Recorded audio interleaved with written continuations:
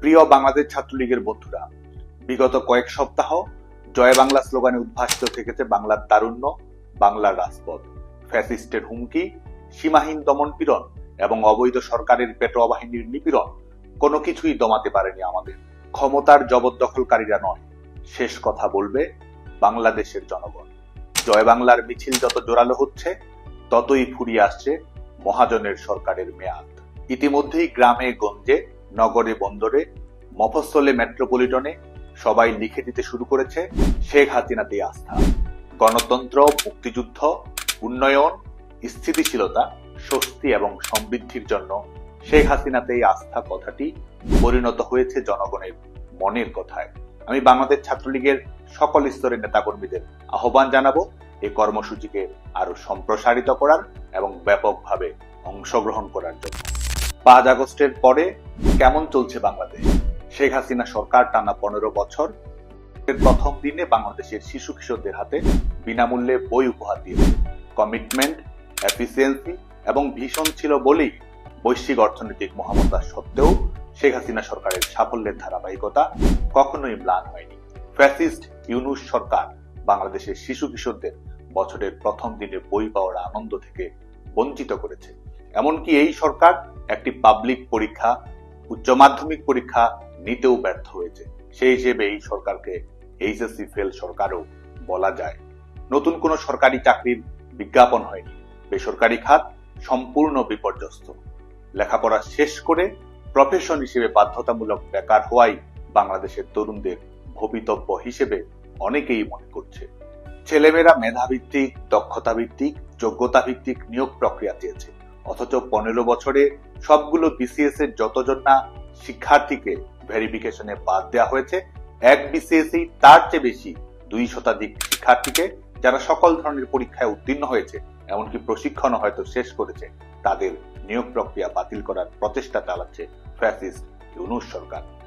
SI পদে 300 জনের অধিক উত্তীর্ণ শিক্ষার্থীকে শুধুমাত্র তার রাজনৈতিক পরিচয় কিংবা ধর্মীয় পরিচয়ের কারণে কিংবা ছাত্র জীবনে তার মত প্রকাশের কারণে চাকরি বাতিল করার মতো বাস্তবতা তৈরি করছে এই অবৈধ সরকার। এসব কারণে তরুণ প্রজন্মের মধ্যে বাড়ছে ক্ষোভের চাপা আগুন।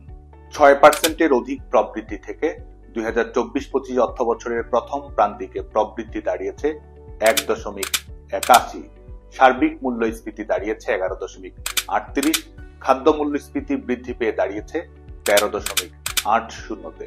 নতুন করে কয়েক লাখ মানুষ বেকার হয়েছে এবং প্রায় 1 কোটি মানুষ দারিদ্র্য সীমার নিচে চলে যাওয়ার ঝুঁকিতে রয়েছে। বন্ধ হয়েছে সহস্রাধিক কলকারখানা, ছাঁটাই হয়েছে কয়েক লাখ শ্রমিক। শ্রমিক অসন্তোষ, ব্যাংক ঋণের উচ্চ সুদহার, এলসি সমস্যা, গ্যাস সংকট, নিরবচ্ছিন্ন বিদ্যুৎ না পাওয়ার কারণেই এসব ঘটছে বলে মনে করছেন খাত সংশ্লিষ্ট ব্যক্তিরা। বেসরকারি খাতের ব্যাংক ঋণের প্রবৃদ্ধি সর্বনিম্ন অবস্থায় দাঁড়িয়েছে। বিনিয়োগের কোনো পরিবেশই নেই। বয়স্ক, বিধবা, প্রতিবন্ধী এবং অসচ্ছল কয়েক কোটি মানুষকে সামাজিক সুরক্ষার আওতায় নিয়ে এসেছিলেন শেখ হাসিনা সরকার। আজ তারা দিন পার করছে উৎকণ্ঠায়। ট্রাকসেল এবং টিসিবির 43 লাখ পরিবারের কার্ড বাতিল করা হয়েছে। নারী নির্যাতনের হার বেড়েছে কয়েক গুণ, গ্রেপ্তার হয়েছে সামান্য। মৌলবাদী পরিবেশে ক্রমান্বয়ে কমছে নারীদের ব্যক্তি স্বাধীনতা। রাষ্ট্রীয় মদতপুষ্ট বিচার বহির্ভূত হত্যাকাণ্ডে প্রাণ দিয়েছে অসংখ্য মানুষ। অথচ দ্রব্যমূল্যের সীমাহীন ঊর্ধ্বগতি সত্ত্বেও কোনো ধরনের বাজেট ঘোষণা ছাড়াই অর্থ বছরের মাঝখানে নিত্য প্রয়োজনীয় শতাধিক পণ্যের উপরে 15% ভ্যাট বাড়িয়েছে। সার্বিকভাবেই পরিণতি এমন দাঁড়িয়েছে, বাংলাদেশের জনগণের আজ না আছে নিরাপত্তা, মর্যাদা, ম্যান্ডেট কিংবা ভবিষ্যৎ নিয়ে কোনো আশাবাদ। এসবের প্রতিবাদেই বছরের প্রথম দিনে বই না পাওয়া, কোটি কোটি শিশুর জন্য সারের সংকটে থাকা, কৃষকের জন্য অর্থনৈতিক বিপর্যয়ে চাকরি হারানো যুবকের জন্য সামাজিক সুরক্ষা খাতের আওতায় থাকা কোটি কোটি নাগরিকের জন্য সন্ধ্যার পরে ভয়ার্ত পরিবেশে থাকা নারীর জন্য সন্তান দুধে ভাতে থাকবে এই আশায় থাকা মায়ের জন্য বাংলার দেয়ালে দেয়ালে প্রতিবাদের উৎসবে আমরা লিখে দেব শেখ হাসিনাতেই আস্থা। বাংলাদেশ ছাত্রলীগের সকল বিশ্ববিদ্যালয়, মহানগর, জেলা, কলেজ, পৌর, ওয়ার্ড, ইউনিয়ন থেকে শুরু করে সর্বস্তরের নেতৃবৃন্দকে দেয়ালে দেয়ালে অঙ্কনে গ্রাফিতিতে শেখ হাসিনাতেই আস্থা লিখে দেওয়ার আহ্বান জানাচ্ছি। এ ক্যাম্পেইনের প্রকৃত যোদ্ধা আপনি।